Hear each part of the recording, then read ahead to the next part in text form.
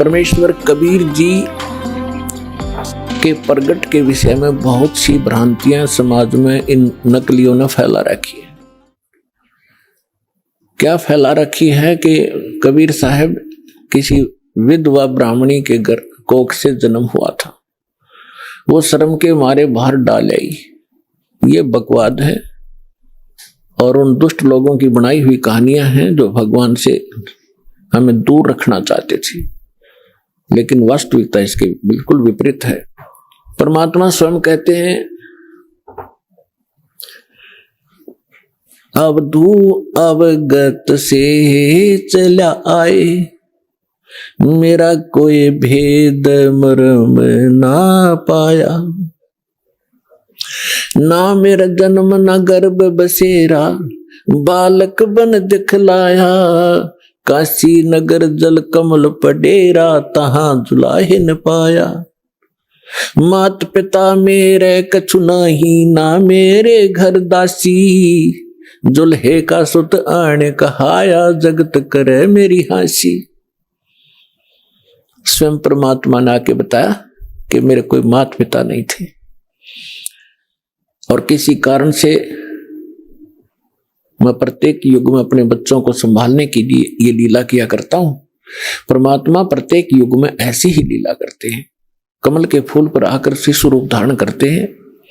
एक सतिथि इनकी ऐसी है यहाँ आने की, और वैसे जब चाहे कभी भी एक साधु रूप में, अन्य रूप में कभी प्रकट होकर के अच्छी आत्माओं को मिलते हैं, उनको ज्ञान देते हैं। तो जब परमात्मा कलयुग में आए सन 1398, संवत 1455, ज्येष्ठ उत्तरते की पूर्णमासी, ज्येष्ठ सुधी पूर्णमासी को ब्रह्म मुहूर्त में, ब्रह्म मुहूर्त होता है सूर्य उदय होने से 1.5 घंटा पूर्व, सतलोक से आए मालिक और एक शिशु रूप धारण करके और नीचे को गति की। उस समय बनारस के अंदर, काशी के अंदर एक रामानंद नाम के बहुत बड़े विद्वान प्रसिद्ध थे। उनके विषय में माना जाता था कि इन्होंने चारों वेदों को, 18 पुराणों को, श्रीमद् भगवत गीता को ठीक ढंग से जाना है, जिस कारण से वो प्रचार किया करते थे। और उन्होंने 1400 ऋषि शेष बना रखे थे, जो उनके द्वारा बताए गए ज्ञान को आगे जनता में प्रचार किया करते थे। स्वामी रामानंद जी एक ब्राह्मण के अतिरिक्त अन्य किसी जाति मजहब वाले को अपना शिष्य नहीं बनाते थे। अन्य को वो एक हेय समझते थे, अपने से घटिया मानते थे। अब उन्होंने 1400 ऋषि पंडित शिष्य बना रखे थे। उनमें से एक अष्टानंद नाम के ऋषि थे, और वो प्रतिदिन एक लहर तारा नामक तालाब था, आज भी है, लेकिन अब तो वो सिर्फ एक यादगार रूप में ही रहा है। और उस लहर तारा तालाब, उसका नाम कैसे पड़ा? गंगा दरिया का जल वर्षा के दिनों में जब फुल स्विंग पर चलती है तो गौ घाटों के ऊपर से वो ओवरफ्लो होकर लहरों के द्वारा उछल उछल कर एक बहुत बड़ी झील में समा जाता था, भर जाता था। उसको लहर तारा नामक तालाब कहने लगे। और उसका फिर सारा वर्ष बहुत सुंदर स्वच्छ जल रहता था, क्योंकि गंगा के जल में एक विशेषता है कि ये खराब नहीं होता, क्योंकि ये जल सतलोक से आया है। परमात्मा ने एक सैंपल भेज रखा कि हमारे लोक में ऐसे पदार्थ हैं, ना दूध कभी खराब होते, दरिया बहती है, ना दही और मक्खन खराब होते। वहां का ऐसा मटेरियल है। ये एक सैंपल है आपके लिए, ये विश्वास करने के लिए कि वहां ऐसे पदार्थ, जब ऐसे लोक में और ये जल खराब नहीं होता, वहां तो लोक ही एक विशेष है। तो समझदार को संकेत पर्याप्त है। उस लहर तारा तालाब के ऊपर ऋषि अष्टानंद जी प्रतिदिन अपने गुरुजी के द्वारा बताए गए उस साधना को भी करते थे, उसी में स्नान करते थे। एकांत स्थान, शांत स्थान पर वो भगवान की भक्ति का चिंतन किया करते थे। वो प्रतिदिन की तरह वो भी अपने चिंतन में स्नान करके बैठे थे। आकाश से क्या देखा अष्टानंद जी ने कि एक बहुत तेज प्रकाश का गोला सा ऊपर से स्पीड के साथ आ रहा है, और वेद भी यही बताते हैं कि वो परमात्मा ऊपर के लोक में रहता है और उस वहां से गति करके आता है, बिजली विद्युत जैसी गति से यहां आकर हमें प्राप्त होते हैं। अष्टानंद जी ने देखा कि बहुत तेज प्रकाश कभी देखा नहीं ऐसा। जब उसने देखा तो उसकी आंखें सहन नहीं कर सकी, चरम दृष्टि बंद होगी। आंखें बंद होने के बाद उसने क्या देखा कि तो एक बालक है, शिशु रूप दिखाई दिया। जैसे हम सूर्य की तरफ देखते हैं प्रथम सीधा, तो हमारी चरम दृष्टि सहन नहीं कर पाती, आंखें बंद हो जाती हैं। आंखें जब बंद होती हैं या हम दूसरी साइड में देखते हैं तो सूर्य का प्रकाश रहित आकार दिखाई देता है और वो काफी देर तक आंखों में बना रहता है। ठीक यही दशा अष्टानंद जी की हुई कि उसने जब वो प्रकाश की तरफ देखा तो वो प्रकाश किसका था? सूर्य का, यानी परमात्मा का। और जब आंखें बंद की तो क्या देखा? शिशु, वो शिशु का प्रकाश था, वो परमात्मा का प्रकाश था। दोबारा उसने जब आंख खोली तब तक वो प्रकाश लहर तारा तालाब के एक कोने में सिमट चुका था, समाप्त हो गया था। अब अष्टानंद जी अंदर ही अंदर बड़े खुशी हुए। उसने सोचा कि शायद आज मेरी कोई भक्ति की विशेष उपलब्धि मुझे हुई है और इसके बारे में अपने गुरु जी को बताऊंगा। वो उठकर चले गए। अपने गुरु रामानंद जी से कहा कि स्वामी जी, आज मैंने ऐसे ऐसे एक अजीबोगरीब घटना मेरे साथ हुई। हे प्रभु, ये मेरी भक्ति की उपलब्धि है या कोई मेरा भ्रम है? स्वामी जी ने कहा कि बेटा, ये न तेरी भक्ति की उपलब्धि है और न ही तेरी कोई भ्रम है। ऐसी लीला उस समय होती है जब ऊपर के लोक से कोई परम शक्ति या देवता लोग यहां पृथ्वी पर आकर के जन्म लेते हैं। किसी मां के गर्भ में प्रवेश किया होगा उन्होंने। ये तारे से जब टूटते हैं तो उसने बताया कि ऐसे लक्षण हैं, और वो कुछ दिनों में यहां इस काशी बनारस में किसी मां से जन्म लेकर के वो दिव्य शक्ति अपना कोई कार्य करने के लिए ऊपर के लोगों से आते हैं। अब जितना स्वामी जी ने ज्ञान था अपने शिष्य का समाधान किया, शिष्य संतुष्ट हुआ। अब इन ऋषि महर्षियों ने वही भगवान देखे हैं जो मां से ही जन्म लेते रहे। श्री राम, श्री कृष्ण और बाकी 18, 25, जो 8, 9 जो बताते हैं, ये ऐसे आते हैं। लेकिन ये भगवान वो है जो कभी मां से जन्म नहीं लेता, सबके जन्मदाता है, सबके विधाता है। उधर से नीरू और नीमा नाम के 2 पति पत्नी थे मुसलमान। वो उसी जीवन में ब्राह्मण भी थे, उसी जन्म में वो ब्राह्मण थे। गौरी शंकर पुरुष का नाम था, सरस्वती उसकी पत्नी का नाम था। गौरी शंकर भगवान शंकर के बहुत ज्यादा उपासक थे और नेक आत्मा ब्राह्मण थे। अन्य ब्राह्मण रोजी रोटी के लिए जनता को मिसगाइड करके अपना निर्वाह के लिए मिसगाइड करते थे। दक्षिणा आदि कुछ अटपट करके ग्रहण करते थे। तेरा पितर ऐसे रुष्ट हो गया है, इतने पैसे चढ़ा दे, ऐसा पाठ करवा दे। वो ऐसा नहीं करता था। वो केवल शिव जी की कथा सुनाते थे शिव पुराण से, और जो भी उसकी दक्षिणा आती थी अपने निर्वाह के लिए रखकर बाकी शेष भंडारे में लगाते थे। तो उनके अनुयायी बहुत अच्छे तरह परिचित थे कि बिल्कुल निष्पक्ष कथाएं करते हैं, निस्वार्थ कथाएं करते हैं, जिस कारण से उनकी काफी प्रसिद्धि काशी में हो रही थी। और अन्य जो नकली ब्राह्मण थे रोजी रोटी वाले, वो उससे घनी ईर्ष्या करते थे कि ज्यादा लोग इनको पसंद करने लगे, हमसे दूर होते जा रहे हैं। इस बात से मुसलमान काजी मुल्ला पीर खूब परिचित थे कि गौरी शंकर से अन्य जो धर्म गुरु हैं ब्राह्मण, ये अक्षुब्ध हैं और ये हिंदू धर्म का प्रचार घना कर रहा है। इसलिए उन्होंने बाई फोर्स गौरी शंकर सरस्वती को मुसलमान बना दिया। मुसलमान कैसे बना दिया?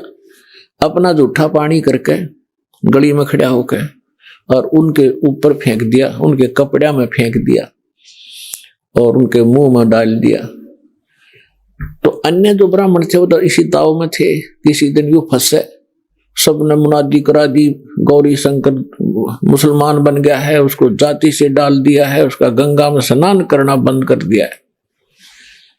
अब सारे हिंदू उनसे बाइकाट कर गए, तो वो विवश हुआ। उनका नाम रख दिया नूर अली गौरी शंकर का, और नियामत रख दिया उसकी पत्नी नीमा का, नियामत। तो इस प्रकार फिर अपभ्रंश करके उनको नीरू और नीमा कहने लगे। अब पहले उनकी रोजी रोटी चलती थी कथा की दक्षिणा से, अब दक्षिणा मिलनी बंद होगी, रोजगार की समस्या हुई। उन्होंने एक सिंपल सा काम, जिसमें कोई पैसा नहीं लगना था, ऐसा काम शुरू कर दिया कपड़ा बुनने का। और समय के बीत जाने पर उनको जुलाहा कहने लगे। जब उनकी आयु 60-62 वर्ष की हो चुकी थी, कोई संतान नहीं थी। भले ही वो मुसलमान बन गए थे, लेकिन भगवान शंकर को दिल से भुला नहीं पाए थे। कोई भी आपत्ति आती थी या कोई विशेष कसक होती थी, भगवान शंकर को ही वो याद किया करते थे। भले ही वो मुसलमान रीति को भी निर्वाह कर रहे थे, उसको भी चल रहे थे। अपने आत्मा उनको संतान नहीं थी। अब उस समय एक ऐसी धारणा समाज में फैला रखी थी नकली ब्राह्मण गुरुओं ने कि जिसके संतान नहीं वो सबसे निकम्मी आत्मा है, उसकी सुबह सुबह दर्शन भी नहीं होने चाहिए। तो जिस कारण से जिनके संतान नहीं होती थी, वो खूब समझते थे कि सामने वाला बाइकाट कर गया, गली बदल गया, रास्ता चेंज कर गया, मुझे देखकर वो बहुत कुड़ कर अपना जीवन व्यतीत किया करते थे। यानी संसार की परंपरा से उस व्यक्ति को जिसके संतान नहीं है, वह सबसे मनहूस माना जाता था। और भगवान के अध्यात्म ज्ञान के आधार से वो परिवार, वो दंपति, वो पति पत्नी एक नंबर के हंस और पुण्यात्मा होते हैं। पुण्यात्मा का मतलब है कि उनका फाइनल मैच होता है जब सतगुरु मिल जाता है। वो उनका कहीं किसी से अब लेन देन नहीं रहा, ना पुत्र का ना पुत्री का संस्कार शेष है। और यदि उनको सतगुरु मिल जाए, भक्ति ठीक कर ले, उनका बेड़ा पार तुरंत हो जाए उसी जीवन में। अब ये ना समझना कि जिनका संतान है वो पुण्यकर्मी नहीं है, नहीं। जिनको सतगुरु मिल गए, जिनको सतगुरु मिल गए मनुष्य जीवन में, दोनों ही पार हैं, दोनों ही पुण्यकर्मी प्राणी। क्योंकि संतान होती है संस्कार से। कि नीरू नीमा 62 वर्ष के हो गए थे, संतान नहीं थी। अब समाज की दृष्टि से तो बहुत मनहूस थे, लेकिन अध्यात्म मार्ग से वो एक नंबर की आत्मा थी। उसका प्रमाण भी आपके समक्ष है। जिनकी गोदी में भगवान खेले, वो समर्थ शक्ति जिनको भटक रहे हम खोजने के लिए जंगलों में बैठ के शरीर खत्म कर दिया हमने तपा करके, लेकिन रास्ता ठीक ना होने से वो कहते ना गणते जांडी काटने का आड़ी तरीका था ही हमारा। गण से जांडी कटा नहीं करती, वो तो वही आरी चाहिए या तीखी को आड़ी चाहिए जिससे जांडी कटे।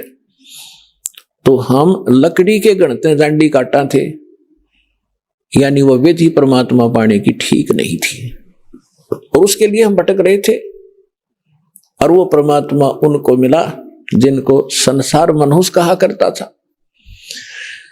अब समय जैसे तैसे वो व्यतीत कर लेते हैं, स्वयं तो जिनका संतान नहीं, लेकिन ये संसारिक व्यक्ति अपनी सोच से जब भी उनसे मिलते हैं कोई ना कोई इंजेक्शन लगा ही देते हैं कि एक संतान तो चाहिए थी, एक बालक तो चाहिए था घर में, तो कुछ भूल पड़े तो काल पड़ने देता ना, किसी न किसी को भेज कर उनका इंजेक्शन लगा दे।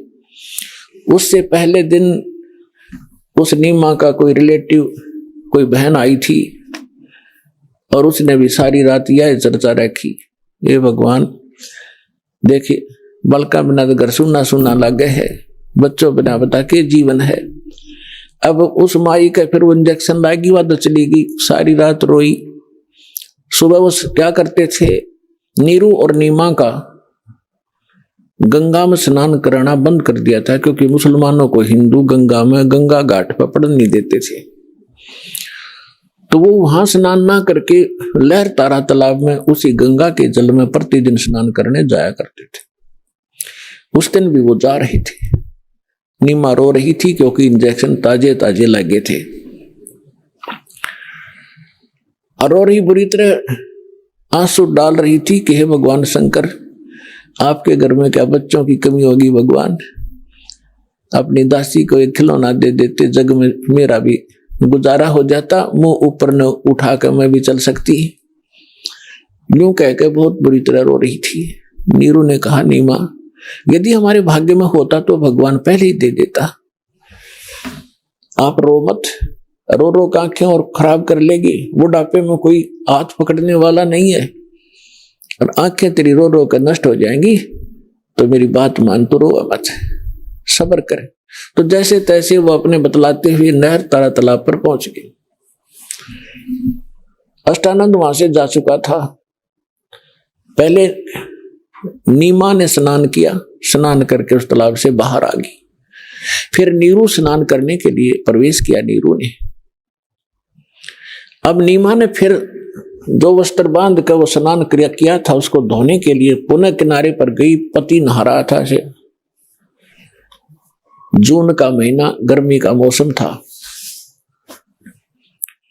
तो नीमा ने क्या देखा कि एक कमल के फूल पर कोई वस्तु हिल रही है, पैर हिला रही। परमात्मा बालक शिशु रूप धारण करके और कमल के फूल पर विराजमान हुए और एक पैर को हिला रहे थे, एक पैर को हाथ में पकड़े हुए थे। नीमा ने सोचा, आइडिया सा लगाया कि कहीं सर्प ना हो। फिर ध्यान से देखा कि सर्प नहीं, ये तो बालक है। उसने अपने पति से कहा कि देखना जी, कमल के फूल पर बालक है, इसको उठाना जरा। अब नीरू नहा रहा था। अब उसने सोचा कि अब मेंटल होली, इसका मानसिक संतुलन बिगड़ गया इन बालकों की चिंता कर करके। अब इसने जल में भी बालक दिखाई देने लगे। नाता नाता कहता है कि नीमा कुछ सब्र कर, कुछ संतोष कर, विश्वास कर भगवान पर। ये क्या रट लगा रखी है तेने बालक बालक वाली, तुझे अब जल में भी बच्चे दिखाई देने लगे, तू मान जा मेरी बात। नीमा फिर कहते, देखो जी मैं सच कह रही हूं। अब उसने एक विशेष कसक के साथ कहा, जिधर संकेत हाथ का करे थी उधर नजर गई स्नान करते करते नीरू की। उसे उससे थोड़ी दूरी पर था, उसने देखा सचमुच तो बालक है। कमल के फूल समेत तोड़कर अपनी पत्नी को थमा दिया। अपने आत्मा, जिस परमात्मा के लिए हम भटक रहे, जिसकी चर्चा करने से भी रोम रोम करना जाते हैं, और वो परमात्मा उस माई की गोदी में है, उसको कैसा सुख हुआ होगा, उसको कैसा महसूस हुआ होगा, उसका वर्णन किसी शब्दों में नहीं किया जा सकता। अब आपको आदरणीय गरीबदास साहिब जी के द्वारा परमात्मा की महिमा की वाणी जो प्रकट हुई थी 12वें पंथ में, उसके आधार से आपको सुनाएंगे। जैसे तुलसीदास जी ने लाखों वर्ष पहले घटी घटना रामायण की, भगवान श्री राम और उनकी जो लीला थी, तो लगभग लाखों वर्षों के बाद उन्होंने दोबारा लिख दी चौपाइयों के माध्यम से, और बिल्कुल सत्य है, क्योंकि एक दिव्य दृष्टि प्रदान होती है भगवान की तरफ से प्राणी को। उसके आधार से वो पहले हो रही घटना चलचित्र की तरह देख सकता है। प्रत्येक प्राणी के अंतःकरण में ये सब के अंदर डिपॉजिट है जितनी भी घटना घट रही है इस ब्रह्मांड के अंदर, लेकिन वही देख सकता है जिसका इंटरनेट कनेक्शन फिट हो जाए और चले, वही देख सकता है। दिव्य दृष्टि की भी क्षमता होती है, जैसे एक दूरदर्शी होती है 1 किलोमीटर तक देख सकती है, और एक दूरदर्शी होती है ऊपर के ग्रहों तक को देख लेती है। तो इसी प्रकार जो तुलसीदास जी की दिव्य दृष्टि यानी दूरदर्शी थी, दूरबीन थी, वो थोड़ी क्षमता की थी। आदरणीय गरीबदास साहिब जी को परमात्मा पूर्ण ब्रह्म मिले थे, उनको जो दिव्य दृष्टि दी थी वो फुल रेंज की थी। उसने बहुत आगे और पहले की और भविष्य की सब जानकारी गरीबदास साहिब जी ने दी। और 600 वर्ष पहले परमात्मा जो आए थे, जो उनकी वार्ता हुई थी, वो अपनी लैंग्वेज में यथार्थ घटना चित्रार्थ की वो सुनिएगा। 84 बंधन कटे कीनी कल्प कबीरे, भवन 14 लोक सब ये टूटे जम जंजीरे, अनंत कोट ब्रह्मांड में बंदी छोड़ कहाए, सो तो एक कबीर है जननी जने नवाए। परमात्मा स्वयं भी कहा मालिक ना करके, मात पिता मेरे कछु नाही ना मेरे घर दासी, दुल्हे का सुत आण कहाया जगत करे मेरी हासी, ना मेरा जन्म न गर्भ बसेरा मन बालक बन दिखलाया, काशी नगर जल कमल के ऊपर तहां जुलाहे न पाया। और यही परमात्मा से परिचित वो पुण्यात्मा गरीबदास साहिब जी बता रहे हैं, अनंत कोट ब्रह्मांड में बंदी छोड़ कहाए, सो तो एक कबीर है जननी जने नवाए। गरीबदास जी कहते हैं ये बंदी छोड़ है। यजुर्वेद अध्याय नंबर 5 के और मंत्र नंबर 32 में लिखा है, कबीर अंगारी असी बंभारी असी, रत धामा असी, रत धाम माने सतलोक का मालिक, और बंभारी माने बंधनों का शत्रु, बंधनों का नाश करने वाला बंदी छोड़, अंगारी माने पापों का नाशक, पापों का शत्रु। ये कबीर परमात्मा है और वो सतलोक का मालिक है। तो यहां स्वयं परमात्मा भी कहते हैं, बंदी छोड़ हमारा नामम, अजर अमर है अस्थिर ठामम, अमर करूं सतलोक पठाऊं, तात बंदी छोड़ कहूं। यहां गरीबदास जी भी कह रहे हैं, अंत कोट ब्रह्मांड में बंदी छोड़ कहाए, सो तो एक कबीर है जननी जने नवाए। शब्द स्वरूपी साहेब धनी, शब्द से अंद सब माही, बाहर भीतर रम रहा जहां तहां सब ठाई, जल थल पृथ्वी गगन में बाहर भीतर एक, पूर्ण ब्रह्म कबीर हैं ये अवगत पुरुष अलेख, सेवक होकर उतरे इस पृथ्वी के माही, जीव उदाहरण जगत गुरु बार बार बलि जाही। अब वो महापुरुष गरीबदास साहिब जी जिनको भगवान मिले थे, सचखंड लेकर गए थे, फिर वापस छोड़ा था। परमात्मा को आंखों देखकर उनसे प्राप्त दिव्य दृष्टि और ज्ञान योग खुल जाने के उपरांत क्या कह रहे हैं कि सेवक होकर उतरे, उतरे माने वहां से चलकर आए, अवतरित हुए इस पृथ्वी के माही, दास बनकर आए, एक दुल्हा बनकर हमें दिखाया कि यदि तुमने मुक्ति चाहिए, यहाँ की बकवादों को देखकर अपने मूल उद्देश्य को भूलो मत। अब गरीबदास जी कह रहे हैं, सेवक होकर उतरे यानी दास बनकर आए भगवान इस पृथ्वी के माही। उद्देश्य क्या लेकर आए? जीव उदाहरण जगत गुरु बार बार बलि जाऊं मैं। कि जीव उदाहरण के लिए वो जगत गुरु, सारी सृष्टि को सच्चा ज्ञान देने वाले, वो जगत गुरु इसका नाम होता है। ये नकली जगत गुरु का पता नहीं है। जगत गुरु लिख रहे हैं, तत्वदर्शी लिख रहे, ये सब डुप्लीकेट हैं सारे के सारे। अज्ञानी प्राणी है जिनको कैख भी पता नहीं अध्यात्म मार्ग का। पुण्यात्माओं देखो, परमात्मा की दया बिना सच्चाई ना तो कही जा सकती और ना स्वीकार हो सकती।